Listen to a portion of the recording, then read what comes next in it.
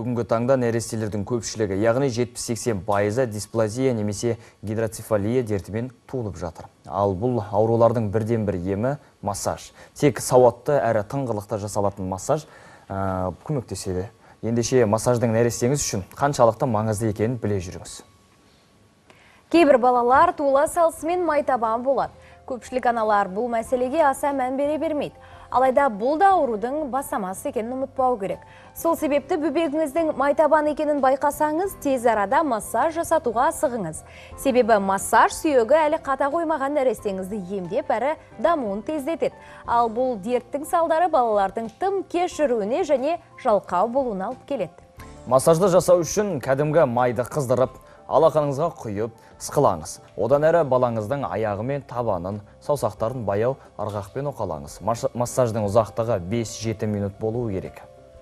Құрметті көрермен, дәл қазір эфирде сұлулықтың сырларын ашатын жайлы майдары.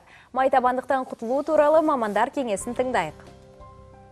Майтабан. Бұл сөзді әсіресе әскерге барарда тексеруден өтетін жігіттер көп естиді. Алайда соңғы кезде осы ауруға шалдыққан тек сәбилер ғана емес, үлкен адамдардың да саны артқан. Бұның басты себебі көп қимылдамау және соның салдарынан семіздіктің пайда болуы. Тіпті бұдан бөлек майтабан басқа аурулардың тууына да себеп болатынын көбіміз біле бермейміз. Оның бәрі аяқ жағында адамның омыртқасына зиян келдіреді. Омыртқалар салмақ дұрыс түспегеннен кейін қисайып өз формасын өзгертеді. Сөйтіп омыртқадан жылындар шығады. Сол жылындар қысылып, қайта-қайта біресе радикулит болады, біресе миозит болады. Сонымен белдері, арқасы көп ауыратын болады. Осы аяқтан басталған проблемадан. Ортопед мамандар табан туа бітті жалпақ болса, оны майтабан деп, ал уақыт өте келе пайда болуын майтабан дегеннен гөрі табанның жалпақтануы деп атауды жөн көреді. Себебі майтабандарды емдеу ұзақ уақытқа созылады. Мысалы, сәбилер жүріп бастаған кезден-ақ ем шараларын қолға алу керек. Ал жасы үлкен адамдардың табаны жалпақтана бастаса, бірден ортопедиялық аяқ киім кигені жөн, әрі дәрігердің кеңесімен арнайы жаттығу жасау керек. Адамның киетін аяқ киімі адамның аяғын станок құсап ұстап тұру керек. Потому что аяқ деген ол салмақтың бәрі адамның табанына түседі.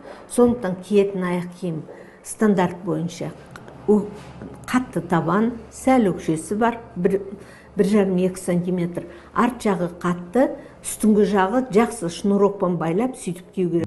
Дегенмен аяғымыз мінсіз болу үшін сапалы аяқ киімді кез келген жерден таппайтынымыз анық. Мұндай кезде арнайы ортопедиялық орталықтарға баруға тура келеді. Әрине, ондағы аяқ киімдердің бағасы қымбаттау екені өтірік емес. Десек те ортопед маманның көмегімен табанның өлшемін алып, ұлтарақ жасауға болады. Оны өзіңіз таңдаған аяқ киіммен бірге тастамай киіп жүрсеңіз, аурудың алдын алуға көмектесері сөзсіз.